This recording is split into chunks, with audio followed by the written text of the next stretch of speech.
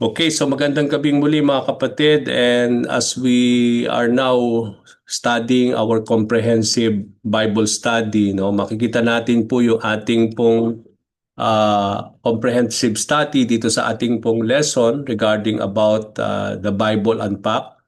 At kung makikita natin po yung ating comprehensive study, it is a 8-part series na may mga nakapaloob na 5 mga lessons, no? Makita natin dito yung unang bahagi ng ating pong series is sa section 1 we will talk about what to know everything about God, no? Kaya kung makikita natin yung 4 na series doon sa kalahati nung 8 series na yan, it is all about God. Yung part 1 is what to know about God, and part A makita natin doon God and the spiritual powers. We will be learning from this series yung God's being, God's character, Jesus Christ, and then the Holy Spirit and the angels, Satan and demons. Sa part B naman, we will talk about God and the world basics. 5 lesson din ang nakapaloob dyan: God's creation, God's sovereignty, God's words, the problem of sin, and God's judgment. Sa part C, nung section 1, God and the world, and everything we need to know about Jesus Christ, yung God's promised Messiah, Jesus Christ's mission, salvation through Jesus Christ, the new order, the last things, and then yung last part nung section 1, yung part D, God and His own people, at yung 5 lesson, the standing of God's people, keys to God's interaction, God's transformation of His people, and then God's care of His people, and then God's plan for His people. Yung ikalawang section naman ng ating pong series, it talks about after learning about God, now what is something that we need to do now as people who have learned everything about the Lord. So 4 na series po rin yan. Part E relating to God, 5 lesson, being right with God, having faith in God, loving, fearing, and obeying God, connecting with God, exalting God. And then yung part F natin, church life, being one body, worshiping God, serving God, significant practices, church leadership. Yung part G nung section 2, relating to people, we will be learning about love, justice, wisdom, common relationship, spreading the gospel. At ang last part ng section 2, persevering, 5 lesson din, standing firm, rejecting sin, major pitfalls, hard times, and persecution. So yun po yung ating we will able to learn from this 8 series comprehensive study, at bawat series po ay may 5 lesson na nakapaloob. We started this about the section 1 all about God, no? And first thing that we have understood yung pinaka-basic understanding about who God is, no? Napag-aralan natin last time about yung when we talk about God, we talk about the form of God, or in God's form. And when we talk about the form of God, napag-aralan natin that God is one, and then God is spirit, that God cannot be seen by people. God is everywhere, not just in temple. And also, we also learn that God primarily dwells in heaven, but at the same time, He is also present in us, no? That His primary presence is not only in heaven, but He is also present throughout the earth through the Holy Spirit.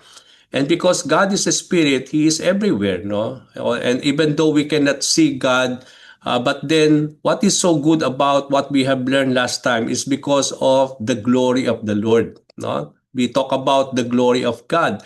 Pag sinabi nating presensya ng ating Panginoon, nandun po yung kanyang glory. Where the presence of the Lord, there is always the glory of the Lord. And also we learned last time that glory is a prominent and key attribute of God. Isa yan sa mga prominente at isang key attribute ng ating Panginoon. We learn also that God's glory is an integral aspect of God's presence. Ibig sabihin, kung saan nandun ang presensya ng Panginoon, nandun din lagi yung kanyang kadakilaan na nagdudulot sa kanya ng kaluwalhatian. At ito'y nagmamanifest sa pamamagitan ng kanyang mga ginagawa, no? Ibig sabihin, the glory of the Lord is manifesting His presence, and His presence always is being manifested by His powerful deeds. Kaya kahit hindi natin nakikita ang Panginoon Diyos, alam natin na kasama natin siya is because dahil sa mga bagay na ginagawa niya. At itong mga bagay na ginagawa ng Panginoon, ito'y nagpapatunay ng kanyang presensya sa ating kalagitnaan at ang kanyang presensya ay nandun lagi yung kanyang kadakilaan at ang kanyang kaluwalhatian. And today, what we will be learning today about God is His personhood. Now, when we talk about the personhood of God, mga kapatid, no, sabi dito sa ating pong lesson, God is not a thing. Hindi siya isang bagay, but a personal being that one can interrelate with God thinks, has a will, has feelings, and has character. Furthermore, God is active, communicates, and interacts with people. So dito natin makikita mga kapatid na when we talk about the personhood of God, although hindi sa tao, but when we talk about God is a person, dapat maging maingat tayo. Kasi kung sasabihin natin yung pagkatao ng Diyos, pero hindi naman siya talaga tao, no? Although he is a person, but when we say that he is a person, we are not saying that the God that we worship is just like us, that merong ears, merong mata, merong ilong, no? And that is so important for us to understand. And later on, we will try to understand why the Bible talks about the eyes of the Lord, no? Kung wala naman pala siyang mata, bakit binabanggit sa Bible that there is the eyes of the Lord? When the Bible talks about the hand of God, kung wala naman talaga siyang hand, kagaya natin, so why the Bible talks about that there is the hand of the Lord, no? So we'll try to talk that later on, and we'll try to learn what is something that we need to understand all about this. But the very first thing that we need to understand as God, when we talk about that God is a person, He is not a thing, but a personal being that one can interrelate with. No, ibig sabihin, He's a personal being na meron na pwede nating tayo makapag-relate sa kanya, no? And He also can relate with us. And because he is a person, he is able to think, no? Ibig sabihin, he is able to think, he has a will, he has also a feelings. That's why the Bible says that we can grieve the Holy Spirit, no? Because he has a feeling. And also, he has a character. No? We talk about the character of God, no? And furthermore, God is active. He communicates and interacts with people. He is so active. So, paano natin makikita yung when it comes to that God is active, no? He is so active in our everyday lives. Nakikita natin ang presensya ng Panginoon na kasama natin, nagbibigay kalakasan, nagbibigay patnubay sa atin sa lahat ng bagay, no? It means to say He is so active in everything that He is doing, no, in our lives as His people. He communicates with us, no? Many times He communicates through the Holy Spirit, through His words, the Bible, no? We know that every now and then that when we are reading the Bible, He's communicating with us, no? Sabi nga natin, in the past, nagko-communicate ang Panginoon sa pamamagitan ng mga prophets. But later on, we'll talk about that. After that, nakita natin dito that after Jesus Christ came here on this earth, now it is the Lord is communicating through His Son Jesus Christ, and now that the Lord is in heaven, no, waiting upon His second coming, I believe God is now communicating with us through the Holy Spirit that is residing in us, and He's using the words, no, His words to communicate with us, and at the same time He interacts with people. Nag-i-interact siya sa atin bilang kanyang mga nilikha. Now, when we talk about the personhood of God, does God have hands and eyes and feet and so forth, no? Like we do? Meron ba siyang mga mata? Meron ba siyang mga kamay? Kasi maraming beses kapag tayo po ay nagpapahayag, no? Napapansin ko, and many times I heard that hindi maigsi ang kamay mo upang humipo, upang umabot ng mga tao, di ba? Malaging ganun ang panalangin natin.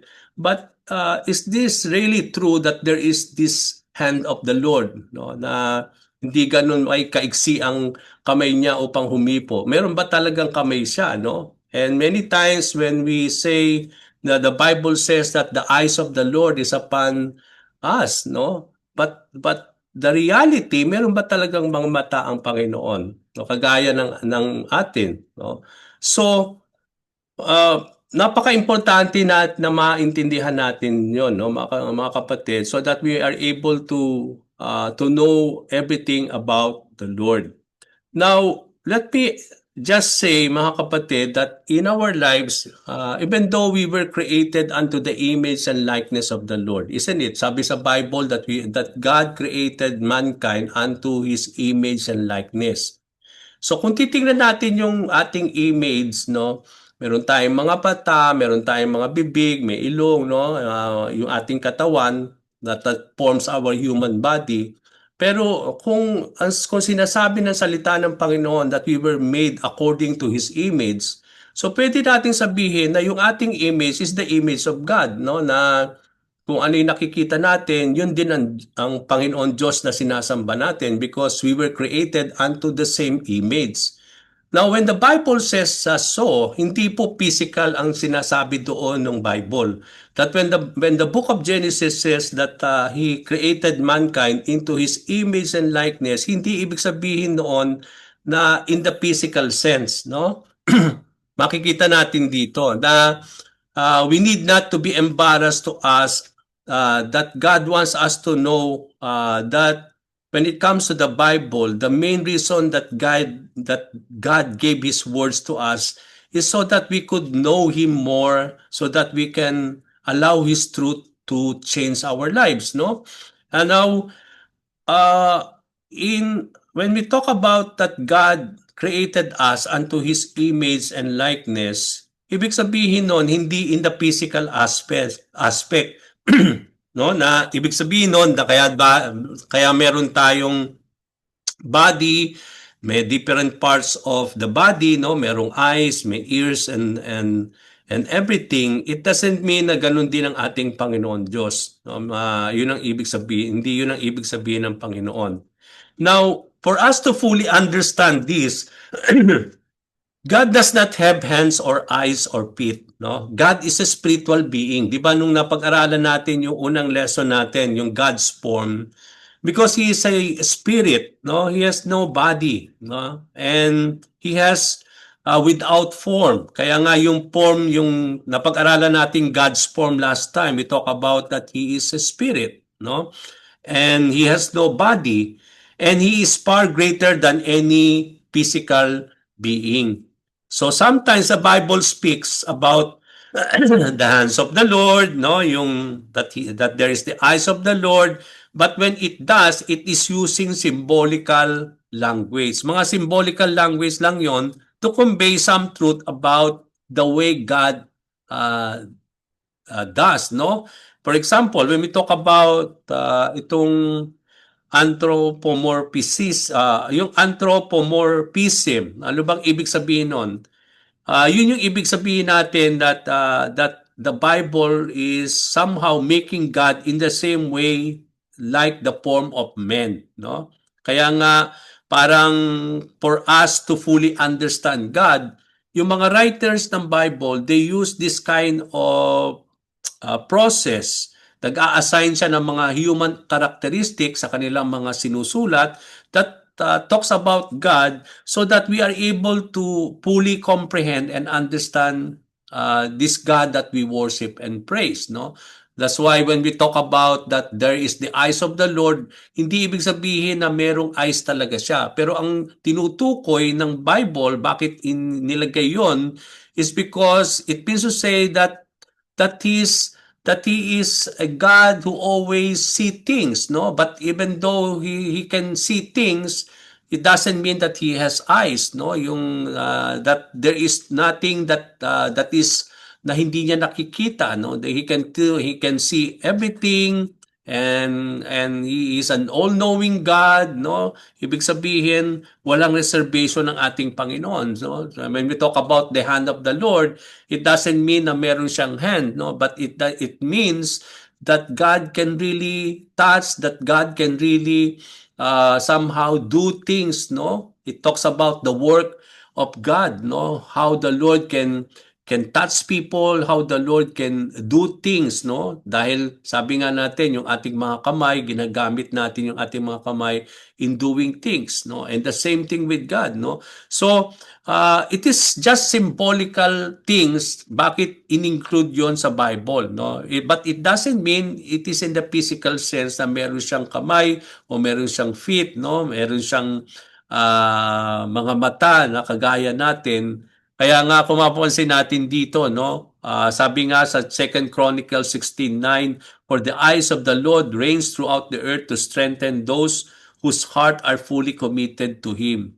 So, ibig sabihin dito, kung makikita natin dito, that when the Bible says that the eyes of the Lord is throughout the earth, ibig sabihin, He's able to look unto all, no? Yun yung ibig sabihin doon, no? But then even though he can look throughout the earth, it doesn't mean that meron siya talaga mga physical eyes, no? And that indeed that's what the Bible says. So when the Bible says that God created human race in His image, sabi ko nga kanina, it means that God put His character or imprint our soul something that in us, no, that talks about God, no? Hindi ibig sabihin na we were created to become like God, but there are some things that pertains to God that He has also that kind of image ay makikita natin sa ating image, no? For example, when we talk about the love of the Lord, that God is love, no? We can able to see that this love also the image of love in our lives, no? We have the ability to love, we are able to know what is right and wrong, no? 'Di ba? Mapapansin natin 'yon, 'di ba? Yun nga yung temptation nung serpent kay Eve, that when you eat this fruit, your eyes will be open and you will become like God. You will know what is right and wrong, no? But then in our lives, when God created us, no, nandun na rin yung ating pong in that image God created us to have that kind of knowledge to deal or to differentiate what is right and wrong, no? And because we bear that image of the Lord, yun yung what makes us so different with other created beings, no? Because animals were not created unto the image and likeness of God. So sa ating pong buhay, when the Bible says that we were created into the image and likeness of the Lord, it doesn't mean na si Lord, kung ano yung nakikita nating image, yun din yung image ni God. No, it does not mean like that, no? Ang sinasabi doon, we were created unto the image, no? What is the image of God? In His likeness, na kamukha ng Panginoon at bilang kawangis ng Diyos, no? Kung ang Diyos ay mapagmahal, ganun din tayo create ng Panginoon. Gusto niya na ang taong nilikha niya ay mapagmahal din. Kung ang Diyos ay matuwid, we were created unto the same image and likeness, that He wants us also to become righteous in our lives, no? So yun yung sinasabi doon, hindi in the physical sense, no? Ibig sabihin kung ano yung may mga image si Lord na that image were created unto us, no? So when we were created by the Lord, no? Kaya nga makikita natin na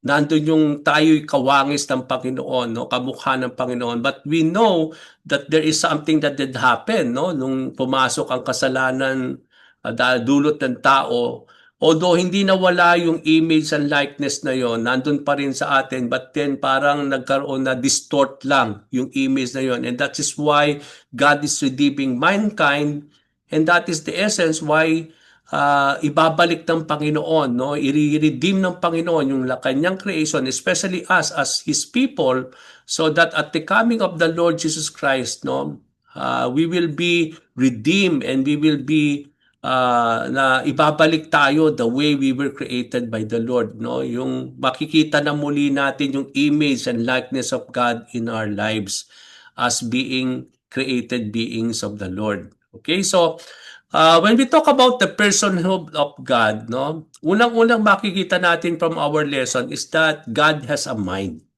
Meron siyang pag-iisip. And because He has a mind, He can know, He can comprehend. Kagaya natin, meron tayong pag-iisip, meron tayong mind. God created us with a mind. And because we have a mind, we can know, we can comprehend things. Ganon din naman ang Diyos. Dahil siya hindi natin pwedeng sabihin na siya ay tao, no? But he is a person. Kaya nga dapat we know what it is to be when we talk about the personhood of God. Hindi ibig sabihin na yung kanyang pagkatao, kundi pagka-Diyos, yung kanyang pagka-Diyos. Yun yung kanyang being a person, but he is not a human being, but he is God. He's a spirit, but he is a person. No? Pag sinabi nating person kasi sa Tagalog, yung pagkatao niya. Pero hindi natin pwedeng sabihin na yung kanyang pagkatao dahil hindi naman siya talaga tao. So we can say that he's a person, but he's a spirit, but he has everything when we talk about being a person, no? He has a mind because he knows and he can comprehend things. Ang sabi po sa Samuel chapter 2 verse 33b, for the Lord is a God who knows. He evaluates what people do. So dito natin makikita that with the mind, he knows, no? Nalalaman niya, no? Even we don't reveal things, alam na niya. He knows what is in our heart, no? Kahit hindi natin sabihin, kahit itago natin, he will come to know it. No, kahit sekreto 'yon, there is no secret in God, no? He can know everything. So kaya nga kahit ito yung sinasabi sa atin na kahit kahit ang tao hindi nakikita yung what is in our heart kasi nakikita lang nila yung physical aspect natin and they always judge according to the physical aspect. But when it comes to God, he is not after the physical aspect, but he is always unto our inner being. Kaya nakikita niya yung what is the reality inside of us, no? Yung ating puso, yung kalinisan ng ating puso. Sa tao hindi natin nakikita yon, but he is able to see that things, no? He is able to know what is in our minds, no? Even though what is going on or ano yung mga tumatakbo sa ating pag-iisip even at this time, no? Hindi lang God knows, but he evaluates what people do. No, ini-evaluate niya rin yung lahat ng ating mga ginagawa. At ito ay sabi nga natin na ipapahayag sa kanya na kahit hindi natin ipag-alam sa kanya yung lahat ng mga bagay na yan, but then God is able to know it and he is able to evaluate yung lahat ng ating mga ginagawa because he's an all-knowing God, no?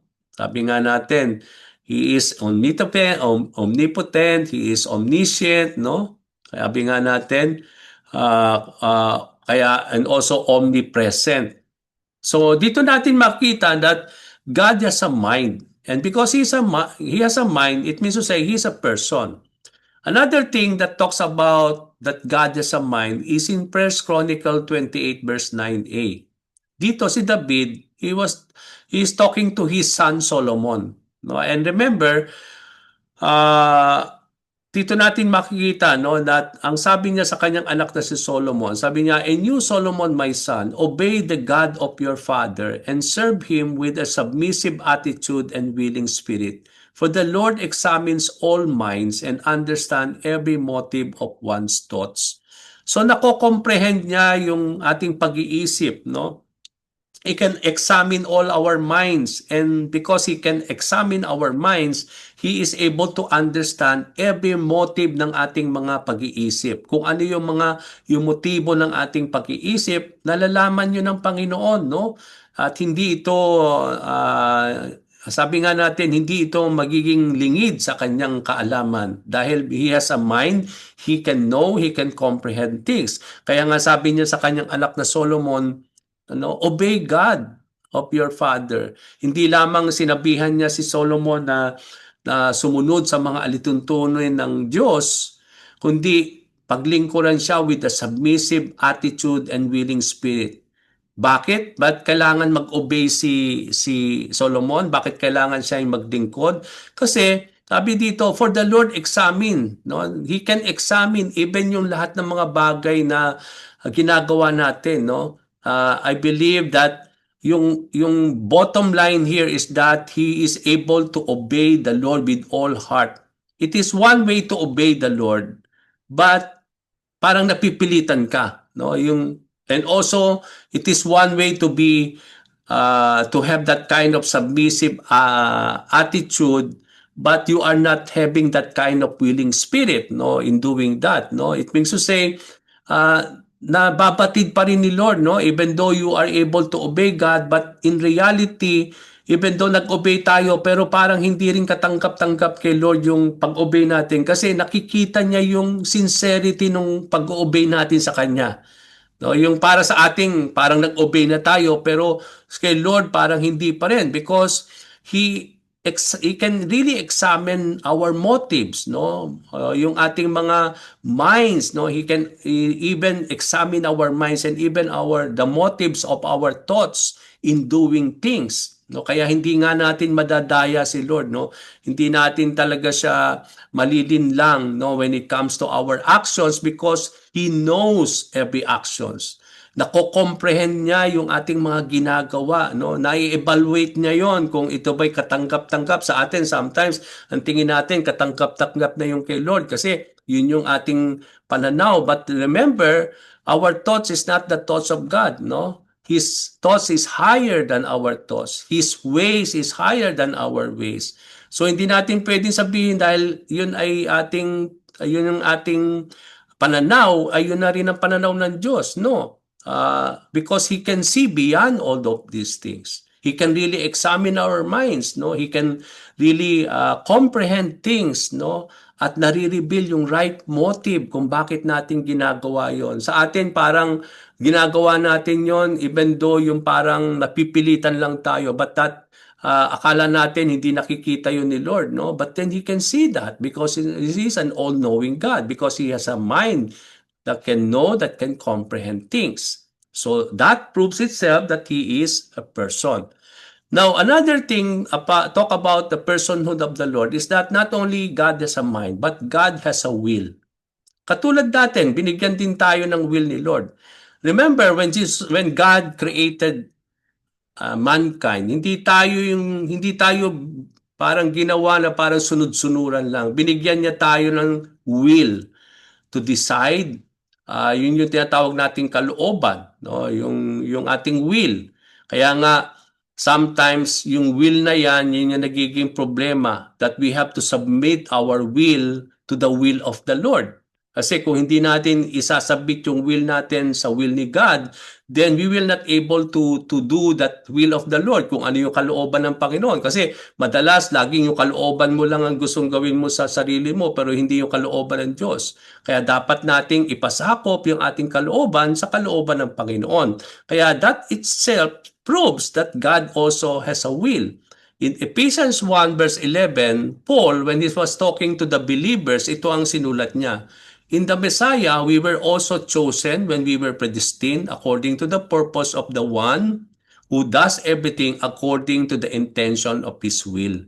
So dito sinasabi ni Paul that in Christ, sa pamamagitan ni Kristo, it is because of Christ that we were chosen. No, tayo po ay pinili ng ating Panginoon. We were predestined. And we were chosen and predestined in what way? According to the purpose of God, who does everything according to His intention of His will. So, kung makikita natin si Lord, kapag gagawa siya ng lahat ng mga bagay, He will always do everything according to His will. Yung naayon sa kanyang kalooban. No, He will always do things according to the intention of His will, according to the purpose of His will.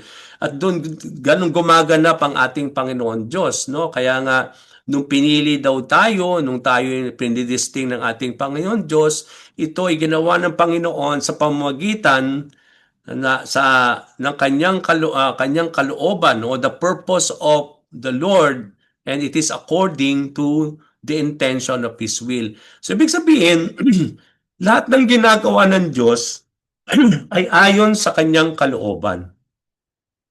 Hindi siya gagawa ng labag sa kanyang kalooban. And that's why in our lives, no, ang sinasaliksik natin ng kalooban ng Panginoon, para yung kalooban na yan ng Diyos ang siyang maganap sa ating mga buhay. At para mangyari yon, kailangan nating ipasakop yung ating kalooban sa kalooban ng Diyos. No, kaya napaka-importante. And because he has a will, it proves that he is a person. Okay? Another aspect that proves that God is a person is that he has a feelings and character. Ang sabi po sa Second Chronicles 36 verse 15, but the Lord God felt sorry for his people, and instead of destroying the temple, he sent prophets who warned the people over and over about their sins. So dito nating makikita that God has a feelings, no? And pwede nating masaktan ang kalooban ng ating Panginoon Diyos because He has a feelings. No? Kaya nga kapag tayo po ay gumagawa ng mga bagay na labag sa kanyang kalooban, hindi tayo sumusunog, no? It can hurt the feeling of the Lord, no? He will be felt sorry for us when we transgress the Lord, when we don't follow the Lord, no? Kaya dito sa bayan ng kanyang Israel na hinirang na bayang Israel, no? Sabi dito that the Lord God felt sorry for his people, no? Dahil naawa siya, no? Nandun yung habag niya sa kanyang mga sambahayan ng Israel, no? Dahil sila'y nagkakasala, sila ay lumalabag sa kalooban ng Panginoon, and because of that, God felt sorry for them, that instead of destroying the temple, no, instead of destroying the temple, nagpadala siya ng mga prophets para i-warn ang mga tao over and over about their sins. Because if they will not repent, o na hindi sila magsisisi sa kanilang makasalanan, then there is also the destruction that it will happen to the people of the Lord. So dito natin makikita, no, that hindi ganun ka, when we talk about God, that He is a loving God, no, that He will always feel sorry for the people for His people, no, especially when kapag ang kanyang mga nilikha, ang kanyang mga taong sambahayanan ay nagkakasala sa kanya, no? He's felt sorry for them, that even though nandun yung punishment ni Lord na because of their sinfulness, because of the rebellion, but because God is a loving God, no? Sometimes nandun yung nananaig yung mercy ni Lord, no, sa kanyang mga nilikha, lalo na sa kanyang bayang Israel at that time, that instead of destroying them, or instead of even destroying the temple, no, meron siyang mga ginagawa first to warn his people, no, over and over about their sin, no. So nandun yung feelings ni God, no, and feeling sorry is a kind of feelings, no, and we can see that even God can feel sorry for his people. Another thing that we can see here in James chapter 5 verse 11b, you have heard of Job's endurance and you have seen the Lord's purpose, that the Lord is full of compassion and mercy. So nandun yung character ni Lord, no? That he has a feelings and character, no? Nandun yung he is also feeling sorry for his people, but at the same time, he is a God full of compassion and mercy. No? Yung compassion doon, yung mercy, is one of we can consider also the feelings, no, yung nandiyo yung pag may compassion ka sa isang tao, may nararamdaman ka sa taong yon, no, yung nandiyo yung compassion mo, nandiyo yung mercy mo sa taong yon, at it is a kind of feeling and character, no. Ganun din naman pagdating sa Panginoon, that when we talk about the character of God, that He is a compassionate Lord, that He is a merciful God. But not only it talks about the character of the Lord, but it talks about His feelings. Because God is a compassionate God, nandun lagi yung He is always, yung feeling niya, yung feeling niya of compassion to the people. No? Remember Jesus Christ when He was here on earth, nandun lagi yung compassion niya kapag nakakakita siya ng mga tao na nangangailangan ng tulong at that time, no, mananaig yung kanyang compassion, yung feeling of compassion for them. And not only it is a kind of character ni Lord, but then that character is also sabi nga natin, makikita when it comes to his feelings, no? And compassion is a kind of feelings, no? Yung mercy, yung kapag naaawa tayo sa isang tao, it is a feeling that we felt para sa tao. Ganun din naman ang si Lord, no? He is a God of mercy, sabi nga natin, one of the character of the Lord, but at the same time, yung character na yan ay nakikita din natin in terms of his feelings, no, that yung feeling of having mercy to his people. So yung mga bagay na yon ay nagpapatunay at naglalaad na talagang because God has a feeling and character, he is a person. So another proof that God is a person is that God feels emotional pain. Sabi po dito sa Isaiah 63:9a, through all that they suffered, He suffered too. God suffered in response to the suffering of His people. Makikita natin na that the people of Israel is the apple of the eye of the Lord, no? Ito yung kanyang hinirang na bayang Israel, no? So, kapag nandong nakikita ni Lord na nagsasuffer ang kanyang bayang Israel, no? Makikita din natin yung it also brings suffering to God, no? God suffered in response to the suffering of His people. No? Sabi doon, through all that they suffered, He suffered too. Makita natin, nandun yung emotional pain ni Lord kapag nakikita niya yung kanyang mga yung kanyang mga nilalang na nagsasuffer, no? Kaya nga kapag sila'y tumatawag kay Lord, nandun yung naantig yung kanyang emotion, yung kanyang feelings for them. O kaya nga nandun, He will always act in compassion and in mercy in response to the suffering of His people. No? Kaya kapag nakikita niya tayo na nagsasuffer as being His children, no? Ito'y nagdudulot din sa kanya ng emotional pain. Parang din tayo, no? Bilang mga magulang, di kapag nakikita natin yung ating mga anak nagsasuffer, nandun yung emotional pain na parang yung suffering nila parang iniinda din natin dahil mahal natin yung ating mga anak na kapag nagsasuffer sila, it also brings sufferings in us, yung emotional pain sa mga bagay na pinagdadaanan ng ating mga anak. Ganon din naman sa ating Diyos Ama sa Langit. Bilang kanyang mga anak, kapag tayo po'y dumadaan ng mga sufferings dito sa mundo, nandun po yung it cause also emotional pain to the Lord, no? And because tayo'y kanyang mga anak. And that proves itself na meron siyang, why He has an emotional pain to the suffering of His children is because He is our Father, and our Father in heaven is a person, no? And He has also that kind of feelings, and He can feel that kind of emotional pain when we are being seen by the Lord suffering in this world. No? Kaya He always act according to His grace. So another thing that the Lord that is doing that proves that He is a person is that He is so active in doing things. No? John 5 verse 17, but Jesus said to them, my Father never stops working and so I keep working too. So He's so active. No? Pag sinabing aktibo ka, yung marami kang ginagawa. No? Yung very active ka in doing things. And that is what God, when we talk about God, God is also an active God. No? He never, sabi nga sa Bible, He never slumber nor sleep. Hindi siya nagpapahinga, hindi siya natutulog na kapag sabi nga natin, He is always, His eyes is open day and night in our lives, no, na talagang nandun lagi ang presensya ng Panginoon. He is so active doing things, kahit natutulog tayo, may ginagawa siya, no?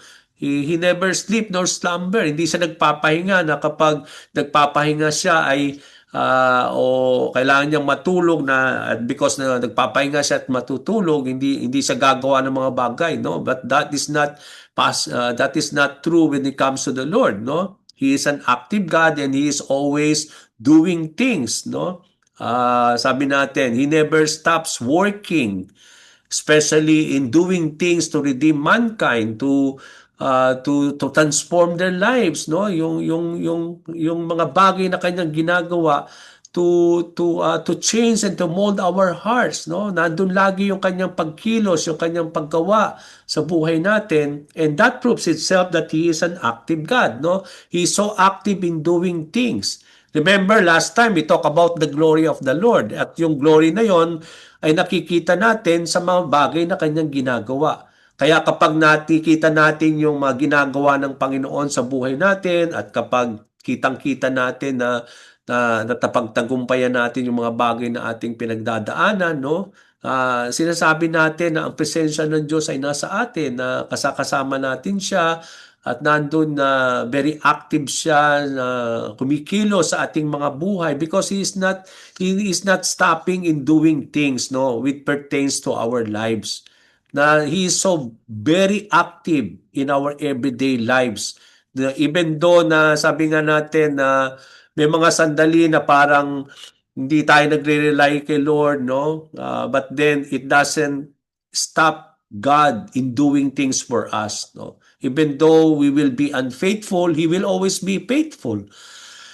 May mga sandali na nagkukulang tayo, but then He will not take things, sabi nga natin, that will really stop God in doing things for us, no? Because sabi nga natin, God is a very active God, and He is always doing things, no? For the welfare of His people, and for the goodness of each and every one of us. So another thing that we need to understand here is that when we talk about the personhood of the Lord, is that He communicates. Dahil He's a person, He can communicate with us.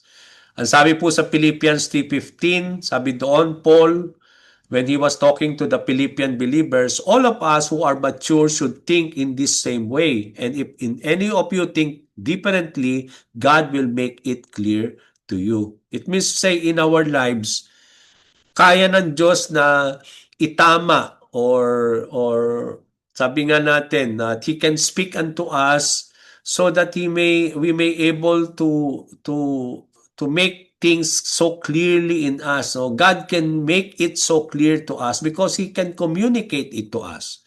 No? Sabi doon, sabi nga ni Paul, lahat daw tayo who are mature should think in this way. No? Dapat ganun daw tayo mag-isip. And if any of you think differently, kapag hindi ganun ang ating pag-iisip, ang Diyos, who can really know things, who can really comprehend things, can make it so clear to us. And how does the Lord make it that? By way of communicating with us, no? Kinu-communicate niya sa atin para maitama sa ating pag-iisip sa mga bagay na dapat, yung ganung klaseng pag-iisip, kung ganun na tayo po ay mga mature believers na. No? But then kung hindi yung ganun ang ating pag-iisip, sabi doon, the way we think is so different. Sabi doon, God can make it so clear to us. And how does the Lord doing it? By means of communicating to us. That He can speak unto us, no? He can speak through His words. He can speak to other people. Pwede niyang gamitin ng mga pastor to communicate with us, to make it clear for us, no? He can use any other means, no, for Him to communicate with us, no? At makikita natin doon. Hebrews 1 verse 1 and 2, sabi doon, after God spoke long ago in various portions and in various ways to our ancestors, to the prophets, in these last days He has spoken to us in the Son, whom He appointed heir to all of things, and through whom He created the world. So makita natin dito, no, nung mga panahon na yon, it proves that God is speaking to His people. In what way? How does the Lord communicates? He is using prophets in the Old Testament. No? Gumagamit siya ng mga propeta para i-communicate ang kanyang mga salita, ang kanyang kalooban sa tao. No? So, pakita natin, He spoke. Pag sinabing natin spoke, it means He is speaking. And He is communicating through whom? Through sa mga prophets in those times. Sabi doon, in various portions, in various ways, to our ancestors through the prophets. So, pwede siya magsalita sa pamamagitan ng mga prophets. What about various portions and various ways? It means to say, He can communicate with us with dreams, no? Di ba? In the Bible, no, si Joseph, he can can make dreams to communicate with Him. No? May mga sandali that God is communicating with people through dreams, no, para to speak unto them, no, at makikita natin yon in the Bible na God is using even dreams, but in our present time we need always to be careful about it, kasi although kapag nananaginip tayo, we have to submit it, we have to check it according to the Bible kung talagang ito ay sa Panginoon, kasi even Satan can inject some dreams in us to think that it is from God, no? Kaya nga kailangan natin na i-verify 'yon. Kailangan natin i-test yung mga dreams na yan if it is really from the Lord. But God can communicate through dreams, no? At nakita natin yan in the Old Testament times. He can communicate in various portions, in various ways, and particularly in the prophets. But in these last days, He is communicating in what way? He's communicating through His Son, Jesus Christ. Kaya nga, makita natin, Jesus Christ came here on earth to reveal the Father to us. No? That's why He talks about the Father. He communicate to the people. He is speaking to the people regarding the Father. At ang sabi ng Panginoon, my words are not on my own, but it is the words of the Father. So makikita natin, even from the Lord Jesus Christ, when He was communicating to the people, hindi niya sinasabi na the words that He is telling to the people is His own words, but it is the same words that God the Father wants Him to say to the people. So God the Father is speaking through His Son, and the Son is communicating to the people. So makita natin dito, no, na in our lives today, no, for us pastors, when we are preaching, when we are teaching, it doesn't mean that we are communicating to you by ourselves, but it is God who is communicating to you through us. We are just a medium. No, kasangkapan lang kami, but actually it is God who's speaking to you even today, no? Sa ating pong pag-aaral, hindi po ako ang nagsasalita dito, kundi ang Panginoon Diyos sa pamamagitan ko ay ipinapahayag niya sa atin itong mga natututunan natin dito about the personhood of God, no? At sabi dito that the Lord God now in these last days is communicating to us through His Son, and not only through His Son, but especially in our lives that the Lord now is in heaven waiting for His coming, but it is actually the Holy Spirit in us that the Lord is using to communicate to us through the Holy Spirit.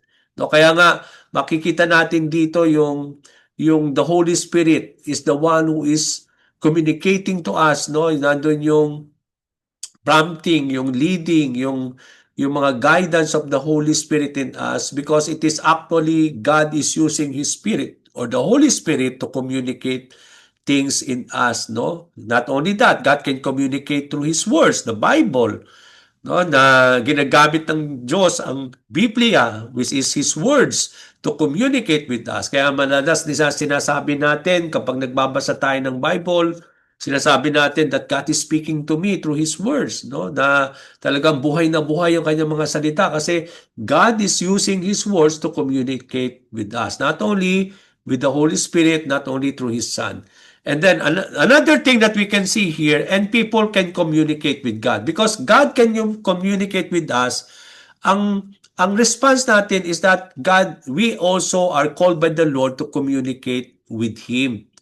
And sabi po sa Daniel 6:10b to 11, 3 times each day Daniel would kneel down to pray and thank God, just as he had done. Then those men went as a group and found Daniel praying and asking God for help. So how do we communicate with God in return? If God is communicating with us, that proves that He is a person who speaks through His words, through the prophets before, through Jesus Christ, through the pastors that He is using, no, to any people that He can use to speak unto us. But then we can also communicate with God in what way? Through prayer. Makita natin dito that even Daniel would always communicate with God 3 times a day, no? 3 times each day, he communicate with God when he kneel down and when he pray and thank the Lord. So in our lives, God expects us also, no, as being a people whom He created, no, but as also as being person. Each and every one of us are also people who had been given the mouth to speak. No, we can also communicate with God, and the way we communicate with God is that we are communicated with Him through prayer.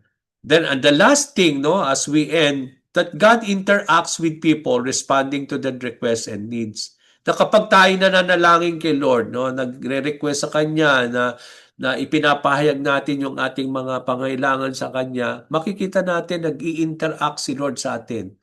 No, kapag nananalangin tayo, damang-dama natin yung presensya ng Panginoon na kapag tayo dalang nandun yung kabigatan, dumudulog tayo, umiiyak tayo, nandun yung paghipo ng Panginoon sa atin. Nadadama natin yun, no? Kahit hindi natin nakikita ang Diyos, kitang-kita ang presensya na sa atin na parang inaabot niya tayo, kinukomport niya tayo.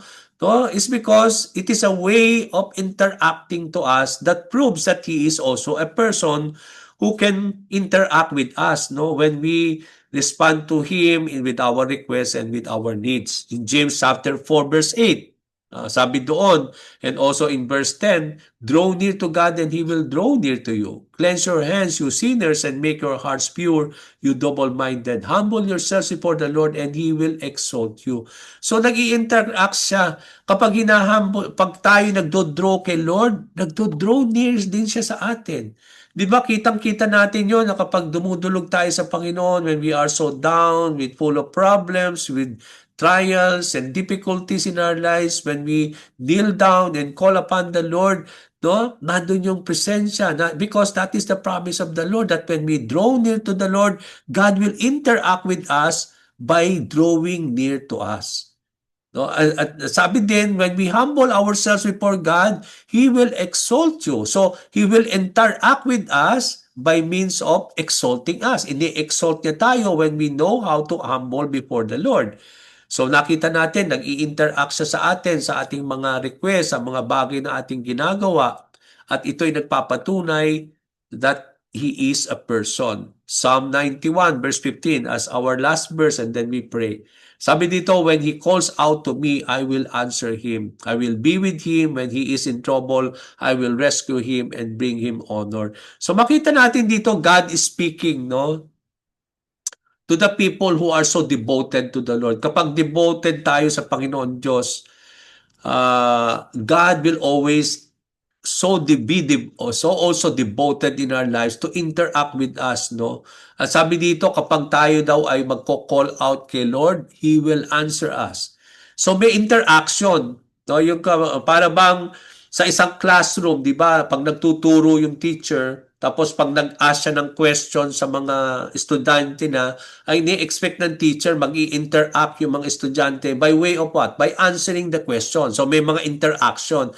So may gagawin yung teacher, yung may respond din naman yung mga students dun sa pagtuturo ng teacher, sa ginagawa ng teacher. Ganun din naman when it comes to our relationship with God. When we do things for the Lord, He also interacts with those things that we do for Him. So when we call upon the Lord, ang interaction na gagawin ni Lord sa atin kapag tayo po ay tatawag sa Kanya, He will answer us. Yun yung interaction niya sa atin kapag tumatawag daw tayo. Ang interaction is that He will answer us. Sabi niya, I will be with you when you are in trouble. I will rescue you and bring you honor. No, kung marunong tayong tawawag sa Panginoon, not only God promised that He will answer us, but because of His interaction with us, He interacts with us in times of our requests and needs, nandun that He will always do things, no? He will interact, that He will be with us in times of trouble, that in those times of trouble, He will rescue us and He will bring us honor. So dahil nag-i-interact siya sa tao, no? Ito'y nagpapatunay na isa ay that He is a person na merong mind, na meron siyang will, that He can really communicate with us, He can really do things, no? Makita natin dito na sabi nga natin, no, ang Diyos na ating sinasamba because he is a person is so different when it comes to idols, and yung mga iba't ibang mga Diyos-Diyosan, that even though people worship these idols, these other gods, to, but then hindi sila, sabi nga ng mga kasalutan, no, that even though yung mga idols na yan ay may mga mata pero hindi naman nakakakita, even though yung mga idols na yan ay may mga kamay but then they cannot really touch, even though they have the feet, no, even though they have mouth, no, they cannot really interact with us is because sila yung mga Diyos-Diyosan lang, rebulto lang sila, no? Na para bang hinulma yung image na yon sa isang kahoy o sa isang bato, no? And what do you expect, no? Even though lagyan mo yan ng mata, lagyan mo ng bibig, yung mga Diyos-Diyosan na yan, it doesn't mean that He can speak. But what is so good about our Lord is that He is a spirit, and even though He's a spirit God, no, that God is a spirit, even though he has no human form like us, but he is a person like us, that he can communicate with us, no, he can talk to us, he can really somehow guide us, no, he can really there are that he can really somehow, that through our action we can hurt the feelings of the Lord, no? Kaya nga sometimes nagigrieve natin yung banal na espiritu kapag hindi natin pinasasakop yung ating sarili sa kanyang pamamaraan, sa kanyang kapangyarihan, no? And when we do that, because the Holy Spirit is in us, no? And He wants to control our lives. Gusto niyang i-control, i-direct tayo, pero kung hindi naman tayo nagpapasailalim sa banal na espiritu ng Diyos na nasa atin, so nagigrieve ang Holy Spirit. No? And that is because He is a person that is so present in our lives. And that explains itself that sabi nga natin that God even though He's a spirit, but He is a person. And what's so good about God is that God sent Jesus Christ to become like us in a human form. No, na doon natin lubos na intindihan ng Panginoon Diyos that even though He is a spirit, but then when Jesus Christ came here, just like us, no, being a human being, doon natin lubos na naunawaan kung sino ang ating Panginoon Diyos.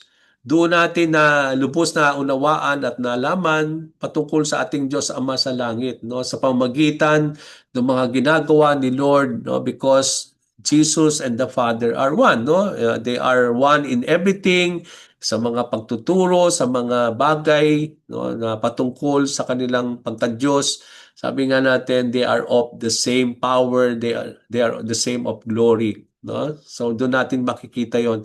So as I end, no, so next week we will not tackle this today, but we will try to tackle this by next week.